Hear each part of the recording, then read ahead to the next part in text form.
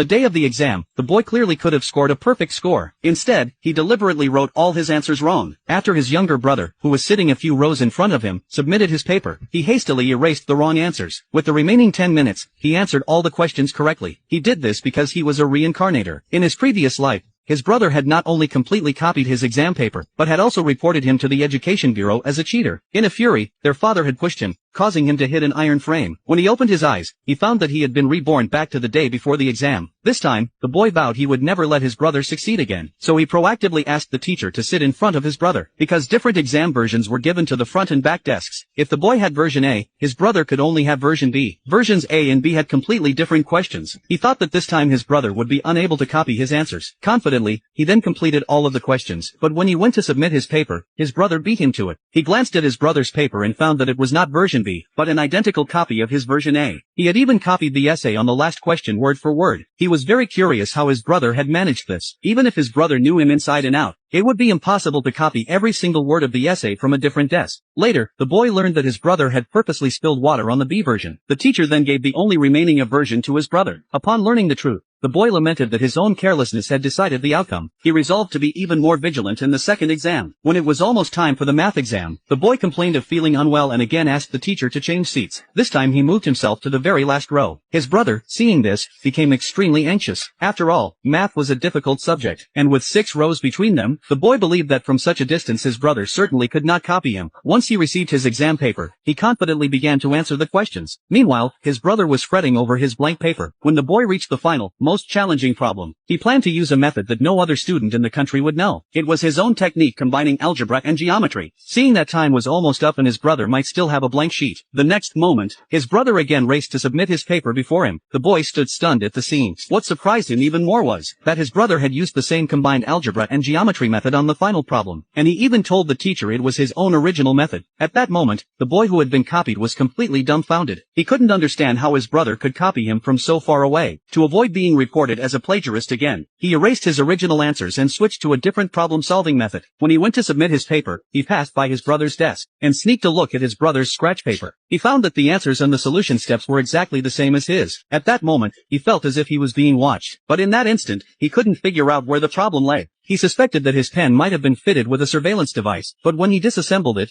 there was nothing inside. If his answers were copied again, he too would not escape the fate of being reported in his previous life. So he sat there trying to come up with a solution. Seeing that time was running out and he hadn't answered, his brother looked back at him, worried he would hand in a blank paper. So he pretended to have a heart attack. The teacher called the medical team to take him to the infirmary. At that moment, the boy's chance arrived. With just over 10 minutes left, he began to answer the exam, because